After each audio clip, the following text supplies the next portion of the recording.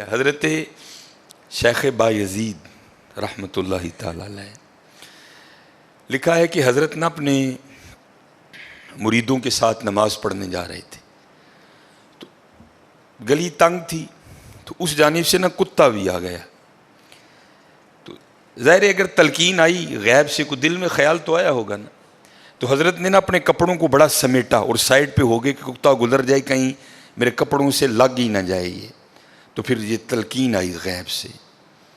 وہ جو کتا ہے نا وہ بول اٹھا, عرض کرتا ہے بایزید کیوں مجھ سے اتنی نفرت کر رہے ہو؟ آپ نے فرمایا تو نجس ہے, میں نماز پڑھنے جا رہا ہوں, میرے کپڑے خراب کر دے گا, میں تو اس لیے پیچھے ہٹا ہوں. تو کتا آگے سے کہتا ہے حضرت اگر میں گیلا ہوں تو پھر نجس ہوں, پھر ناپاک ہوں, اگر خشک ہوں تو پھر تو میں ناپاک ہی نہیں, اگر آپ کے کپڑوں سے لگ بھی گیا تو کچھ نہیں ہوگا, اگر گیلا ہوں تو لگ گیا تو پھر آپ کے کپڑے ناپاک کروں گا. لیکن پھر بھی میری ناپاکی ایسی ناپاکی ہے کہ 3 بار کا جو پانی ہے وہ اس ناپاکی کو دور کر دے گا. اگر آپ کے کپڑوں سے لگ گیا نا 3 بار, اگر آپ اپنے کپڑوں کو پانی سے دھوئیں گے تو کپڑے پاک ہو جائیں گے. لیکن بایزید کبھی تو نے اپنی ناپاکی پہ غور کیا؟ میری ناپاکی تو وہ ہے جس کو 3 پانی دور کر دیتے ہیں, لیکن تیری ناپاکی تو وہ ہے جس کو 7 سمندروں کا پانی بھی نہیں دھو سکتا. جا کے پہلے اپنی ناپاکی دور کر. ہاں حضرت یہ اندر کی ناپاکی. اور کیونکہ بات ان سب بابوں کی ایک ہوتی ہے, انداز جدا ہوتے ہیں, تو پھر یہی بات حضور بلے شاہ رحمۃ اللہ تعالیٰ نے کس طرح لکھی.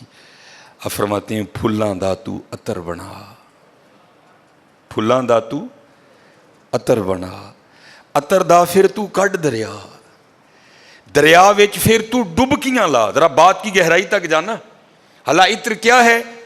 تھوڑا سا شیشی پہ لے کے اپنی ہتھیلی پہ لگایا, اس طرح کر کے جسم پہ لگا دیا, جہاں سے گزرو گے وہاں سے بھی پتا چلے گا اس بندے نے عطر لگایا ہے. اگر تھوڑی امپورٹڈ شیشی ہے تھوڑا سا خود پہ سپرے کر لو, جہاں سے گزرو گے وہاں سے بھی پتا چلے گا کہ اس نے عطر لگایا. عطر تو اتنا سا بھی ہو تو وہ بو کو دور کر دیتا ہے, ختم کر دیتا ہے وہ. لیکن کتنا گہرا مصرع ہے, پھلاں دا تو عطر بنا, عطر دا پھر تو کڈ دریا.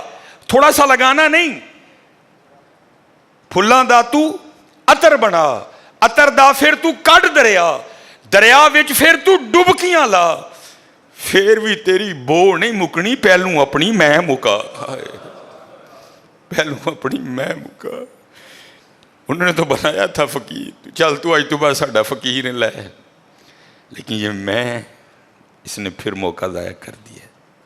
میں حضرت پھلاں دا تو عطر بنا, عطر دا پھر تو کڈ دریا, دریا وچ پھر تو ڈبکیاں لا, پھر بھی تیری بو نہیں مکنی, پہلوں اپنی میں مکا. اور جس نے مکا لی حضرت اس کا کام بن گیا. وہ تو ہے ہی کریم. ہاں, اور کتنے کریم ہیں میں آپ کو بتا نہیں سکتا حضرت. یہ ہفتے کی رات تھی, جو پچھلا ہفتہ گزر گیا ہے نا, جس طرح کل ہفتہ آئے گا.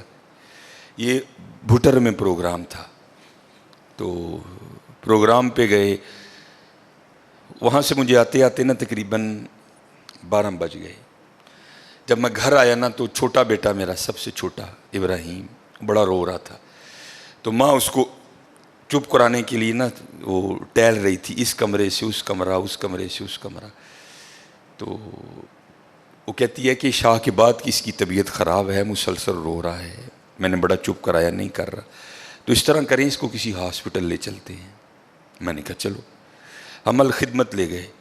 وہ ڈاکٹر نے چیک کیا, اس نے کہا بچے کا گلا خراب ہے, اور جب بھی بچوں کا گلا خراب ہوتا ہے نا ساتھ پھر ان کے کان میں بھی درد ہوتی ہے, اس کے کان میں درد ہے اس لیے رو رہا ہے. اس نے وہ دوائی وغیرہ انجیکشن وغیرہ لگائے, اس کے کان میں ڈراپس بھی ڈالے. لیکن میں نے کہا نہیں, میں آدھا گھنٹہ ویٹ کروں گا, بچے کی جب طبیعت سنبھلے گی نا میں پھر ہی گھر لے کے جاؤں گا. ہم وہاں بیٹھ گئے. خیر بچے کی طبیعت سنبھل گئی, ہم لے کے نا گھر آ گئے. اب ظاہر ہے بچے کی طبیعت خراب تھی, اس کی ماں نے عشاء کی نماز نہیں پڑھی تھی, میں نے فرض اور سنتیں پڑھ لی تھی, وتر اور نوافل میں نے بھی نہیں پڑھے تھے.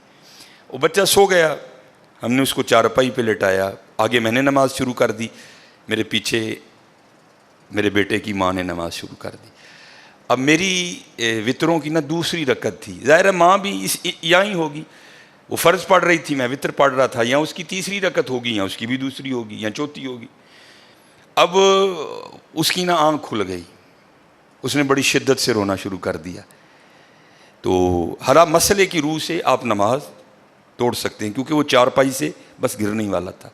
دودھ ابل رہا ہے، بی بی نماز پڑھ رہی ہے، نماز توڑ کے دودھ بچائے.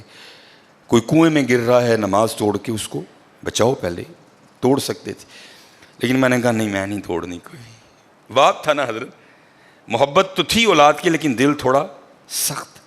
لیکن ادھر کیا تھا؟ ادھر ماں تھی حضرت. اس نے کیا کیا؟ اس نے نماز توڑ کے نا بچے کو جا کے چارپائی سے اٹھا کے سینے سے لگا لیا. اب میں نے وطروں کی تیسری رکعت پڑھی تو میں مصلی پہ بیٹھ کے نا میں رو پڑا. ہائے، نبی علیہ السلام نے کیا فرمایا کہ اللہ جل شانہ بندے سے 70 ماؤں سے بڑھ کے پیار کرتا ہے. یار اگر ایک ماں کی محبت یہ ہے تو پھر اس کی محبت کیا ہوگی؟